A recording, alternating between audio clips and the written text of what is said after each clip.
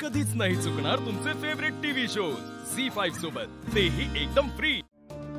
सतत डोक्यात तेच विचार। आई जेवली?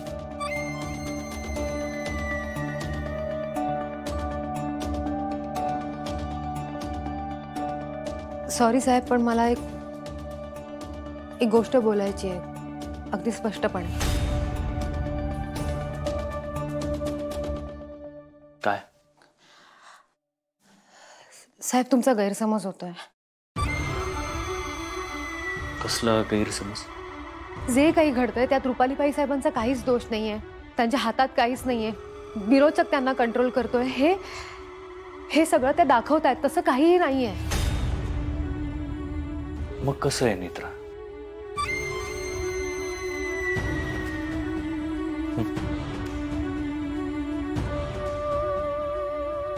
ये इथे बस।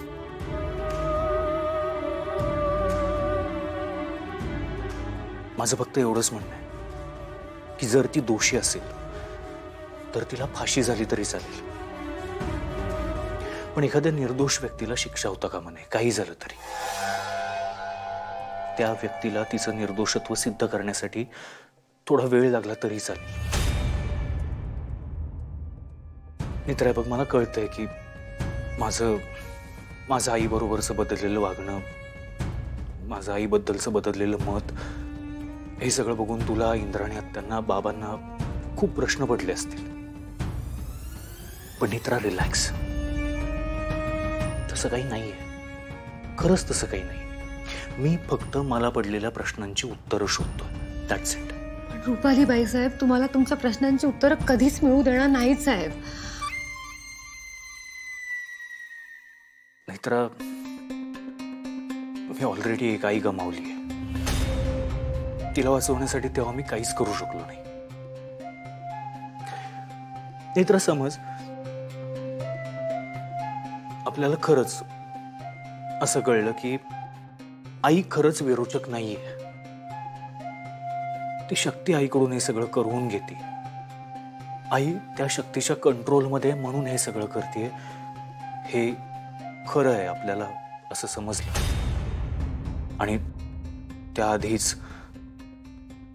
आईच्या जीवाला काही बरं वाईट झालं असेल तर मी कसं माफ करेन स्वतःला नेत्रा?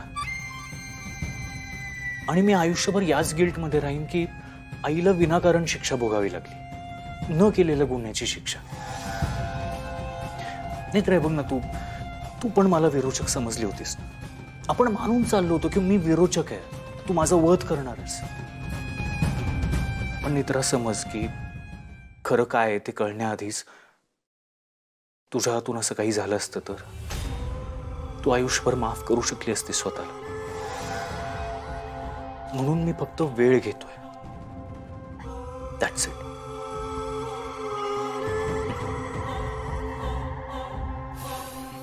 रिलॅक्स।